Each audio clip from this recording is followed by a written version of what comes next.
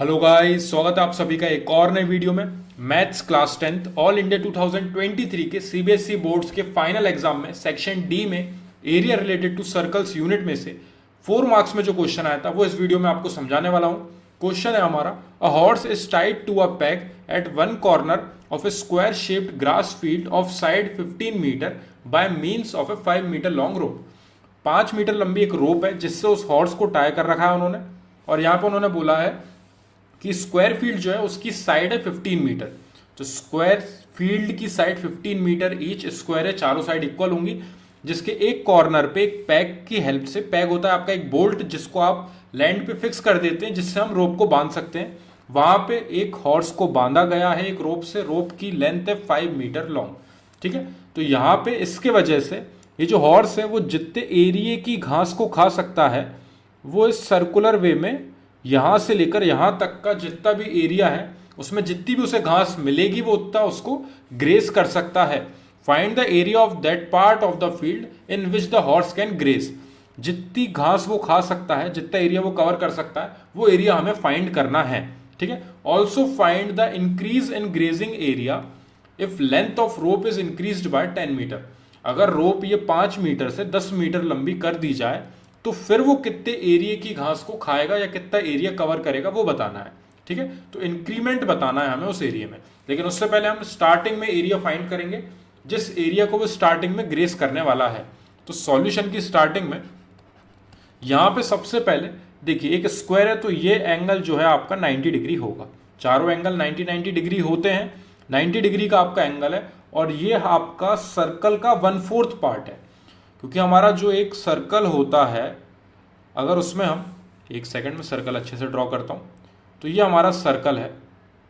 इस सर्कल में अगर हम इसे 4 इक्वल पार्ट में डिवाइड करते हैं जिसको हम क्वाड्रेंट बोलते हैं, तो ये एंगल जब 90 डिग्री होता है तब हमारा ये 1/4 ऑफ अ सर्कल कहलाता है।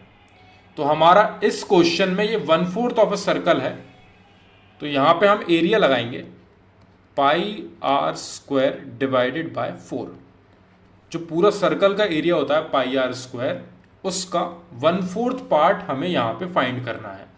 हमारे पास रेडियस कितनी है? रेडियस है हमारे पास 5 मीटर, क्योंकि यहां पे इस सर्कुलर फील्ड में जो हमारी सर्कुलर फील्ड हमें गिवन है वो सेंटर हमारा वो वाला पार्ट है जिसपे वो पैग से बांधा गया है उस रोप को। ठीक है, तो यहां पे ये हमारा सेंटर वाला पार्ट होगा सर्कल का, तो ये हमारी कहलाएगी रेडियस। ठीक है, तो ये वाला पार्ट हम हटा देते हैं, ये बस मैं आपको एक्सप्लेन करने के लिए बता रहा था। तो यहां पे हम यूज करेंगे पाई की वैल्यू उन्होंने 3.14 यूज करने को बोला है, यानी कि 3.14 मल्टीप्लाई बाय रेडियस है आपका 5, यानी कि 5 का स्क्वायर डिवाइडेड बाय 4, यानी कि हमारा यहां पे आएगा 3.14 मल्टीप्लाई बाय 25, 5 का स्क्वायर हमने ओपन किया, डिवाइडेड बाय 4। यहां पे आप इसको कैलकुलेट करोगे तो आपकी वैल्यू आएगी 19.625 मीटर स्क्वायर। 19.625 मीटर स्क्वायर आएगा। यहां पे आप मल्टीप्लाई करके 4 से डिवाइड करोगे तो आपको सेम रिजल्ट मिलेगा। इसमें हमें फालतू टाइम वेस्ट नहीं कर रहा हूं, हम प्रोसेस समझते हैं यहाँ पे। अब देखिए यहाँ पे ये मीटर स्क्वायर क्यों आया है। कोई भी साइड होती है या तो वो सेंटीमीटर में होती है, मीटर में होती है, अगर कोई सी लेंथ है तो किलोमीटर में होगी। अब यहाँ पे आप देखोगे कि यहाँ पे रेडियस जो है उसका स्क्वायर है, तो अगर आप 5 मीटर का 5 मीटर में मल्टीप्लाई करोगे तो ये मीटर और मीटर भी मल्टीप्लाई होके मीटर का स्क्वायर देंगे, इसलिए यूनिट यहाँ पे चेंज होके मीटर स्क्वायर में आती है। तभी हमारा जो एरिया है वो मीटर स्क्वायर के टर्म्स में आता है। लेंथ हमारी जो होती है वो नॉर्मल एक सिंगल मीटर में एक सिंगल वैल्यू के टर्म्स में आती है। ठीक है, तो ये मीटर स्क्वायर आप लिखोगे जरूर, क्योंकि इसका वो आधा नंबर डिडक्ट कर लेते हैं अगर हम यूनिट नहीं लगाते हैं तो। ठीक है, तो हमारे पास आ गया है कि find the area of that part of the field in which horse can grace, तो वो हमने निकाल दिया है। अभी हमें और क्या फाइंड करना है? Also find the increase in grazing area. तो increase in grazing area find करना है, तो आपको इंक्रीमेंट बताना है ग्रेजिंग एरिया में। यहां पे सबसे पहले हम हमारी जो रेडियस है अब वो 10 मीटर हो चुकी है, तो अभी जो वो एरिया जो पूरा कवर कर रहा था उसमें हमारी रेडियस 5 थी। अब यहां पे इंक्रीज हो गई है रोप, और पाई आर स्क्वायर बाय 4 में हम रेडियस की जगह पे 10 का स्क्वायर डिवाइडेड बाय 4। बाकी सब चीजें वही हैं।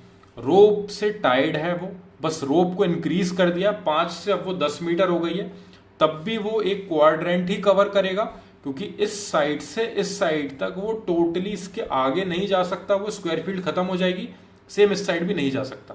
तो इस पर्टिकुलर एरिया में उसके पास 10 मीटर की रेडियस है, जिस रेडियस में वो कितना भी एरिया कवर कर सकता है जो कि उसको स्क्वायर फील्ड में मिल रहा है। यानी कि यहां पे हमारा होगा, इसको मल्टीप्लाई करने के बाद 3.14 इंटू यहाँ पे हमारा 100 हो जाएगा, divided by 4 is equals to 314 divided by 4। ये 100 का मल्टीप्लाई करेंगे तो ये पॉइंट जो है हमारा यहाँ पे हट जाएगा और हमारी वैल्यू आ जाएगी यहाँ पे सॉल्व करने के बाद 78.5 मीटर स्क्वायर। यूनिट लगाना नहीं भूलना है, मीटर स्क्वायर यहाँ पे भी, मीटर स्क्वायर यहाँ पे भी। अब लोग बाग क्या करते हैं, यहीं पे आंसर छोड़ के आ जाते हैं। उन्हें लगता है उन्होंने इंक्रीमेंट निकाल दिया है, लेकिन उन्होंने क्वेश्चन में बोला है also find the increase in grazing area. कितना इंक्रीज हुआ है वो बताना है, इंक्रीज होके जो वैल्यू आई है वो नहीं बताना है। इंक्रीमेंट निकालने के लिए हमें इस वैल्यू में से इस वैल्यू को सब्ट्रैक्ट करना पड़ेगा, क्योंकि पहले वो इतना एरिया कवर कर रहा था। अब हम मान लेते हैं कि उसने ये एरिया कवर किया है, ठीक है। तो ये जो यहां से यहां तक का इंक्रीमेंट हुआ है वो पूछा है उन्होंने, ना कि उन्होंने टोटल एरिया पूछा है। तो जो इंक्रीज हुआ है in grazing area, if the length of rope is increase to 10 metre, तो इंक्रीमेंट कितना हुआ है वो आपका जो आपका नया एरिया आया है उसमें से ओरिजिनल एरिया को आप सब्ट्रैक्ट करोगे तो आपको इंक्रीमेंट मिल जाएगा। तो यहां पे हमारा जो इंक्रीमेंट हुआ है वो हुआ है 78.5 में से आप सब्ट्रैक्ट करोगे 19.625। इसको सब्ट्रैक्ट करने के बाद आपकी वैल्यू आएगी 58.875 मीटर स्क्वायर। 58.875 मीटर स्क्वायर ये आपका फाइनल आंसर होगा। ये आपसे पूछा गया था, लेकिन उस तक पहुंचने के लिए हमने क्या क्या कंसेप्ट यूज करें वो बहुत इंपॉर्टेंट है। देखिए आप एक बार और स्टार्टिंग से समझते हैं। यहाँ पे हमने एरिया ऑफ क्वाड्रेंट क्यों लगाया है, क्वाड्रेंट बोल रहा हूं मैं क्योंकि ये 4 पार्ट में डिवाइड हो रहा है सर्कल, जब भी 90 डिग्री से डिवाइड होता है, ठीक है। तो यहाँ पे हमारे पास 1/4 है सर्कल का, जो कि एक हॉर्स कवर करेगा अगर वो उस स्क्वायर फील्ड में ग्रेस करेगा। तो अगर यहाँ पे स्क्वायर फील्ड नहीं होती तो हमारे पास 90 डिग्री नहीं होता। तो सबसे इंपॉर्टेंट काम जो है स्क्वायर फील्ड का वो यही है कि आपको यहाँ पे 90 डिग्री कंफर्म मिल रहा है कॉर्नर में, जिसकी हेल्प से आप एरिया ऑफ क्वाड्रेंट यानी कि पाई आर स्क्वायर डिवाइडेड बाय 4 लगा सकते हो, जिसमें रेडियस की वैल्यू ऑफ 5 पुट करो, क्योंकि 5 मीटर लॉन्ग रोप है तो 5 मीटर टोटल ट्रेवल कर सकता है, उसके आगे नहीं जा सकता, और ना ही वो इस स्क्वायर फील्ड के उस साइड और इस स्क्वायर फील्ड के इस साइड निकल सकता है, ठीक है। तो यहाँ पे हमें ये पर्टिकुलर एरिया फाइंड करना था, जिसके लिए हमने पाई की जगह पे 3.14 और रेडियस की जगह पे 5 मल्टीप्लाई बाय 5 यानी कि 25 का मल्टीप्लाई किया 3.14 में, देन डिवाइड किया 4 से, तो हमारा आंसर आया 19.625। अगर ये नॉर्मल एमसीक्यू में आता तो आपका क्वेश्चन यहीं खत्म कर देते वो, लेकिन ये एमसीक्यू में नहीं है, ये आपको 4 मार्क्स में पूछा गया है, 4 मार्क्स का क्वेश्चन है। तो यहाँ पे इस तक यहाँ पे इसकी वैल्यू निकालने के बाद उन्होंने एक्स्ट्रा चीज वहां पे क्या पुट करी, also find the increase in grazing area. अब अगर वो चाहते तो वो ये लिख देते also find the new area if the length of rope is increase to 10 metre, तो वहां पे हम नया एरिया निकाल देते, लेकिन यहाँ पे इंक्रीमेंट पूछा है। तो आपको पहले यहाँ पे एक जो नया एरिया आएगा जब आपकी रोप 10 मीटर हो चुकी है वो भी निकालना है, उसको निकालने के बाद आपको इंक्रीमेंट भी निकालना है। तो आपको जो आपका न्यू एरिया आया है आपने फाइंड किया, उसमें से ओरिजिनल एरिया को जब आप सब्ट्रैक्ट करोगे तब आपका फाइनल आंसर आएगा। और यहाँ पे न्यू एरिया को निकालने के लिए वापस same process, area of quadrant ही है, बस रेडियस 5 से अब आपकी 10 हो चुकी है। ये मत सोचना रेडियस आपकी 5 से 10 हो गई है, डबल हो गई है तो एरिया भी डबल कर दोगे, नहीं, रेडियस का स्क्वायर होना है यहाँ पे। तो ये बेफालतू के कंसेप्ट नहीं यूज करने हैं, आपको प्रॉपर फॉर्मूले में वैल्यूज पुट करनी है। जो नया रिजल्ट आएगा उसमें से आप पुराने वाले रिजल्ट को सब्ट्रैक्ट करोगे तो फाइनल रिजल्ट तक पहुंचोगे। यहाँ पे हमारा क्वेश्चन होता है कंप्लीट। ये क्वेश्चन था हमारा area related to circles unit में से, सेक्शन डी में 4 मार्क्स में ये क्वेश्चन आया था 2023 के फाइनल एग्जाम में, जो सीबीएसई बोर्ड्स का आपका एग्जाम हुआ था, ऑल इंडिया 2023 सीबीएसई बोर्ड्स के फाइनल एग्जाम में सेक्शन डी का 4 मार्क्स का क्वेश्चन, क्लास 10th मैथ्स। तो ये यूनिट में अगर आपको कोई और डाउट है तो आप मेरे को कमेंट सेक्शन में नीचे डिस्क्राइब करना, ताकि मैं उनको पहले सॉल्व कर सकूं और फिर हम नेक्स्ट वीडियो पे बढ़ सकें। तो स्टार्टिंग में हम 2023 के क्वेश्चन पेपर में से जितने भी क्वेश्चंस हैं सारे सेक्शंस के, वो हम यहाँ पे सॉल्व करने वाले हैं, उनको समझने वाले हैं। उसके बाद 2022-21 प्रीवियस ईयर क्वेश्चन पेपर्स में हम बढ़ते चले जाएंगे।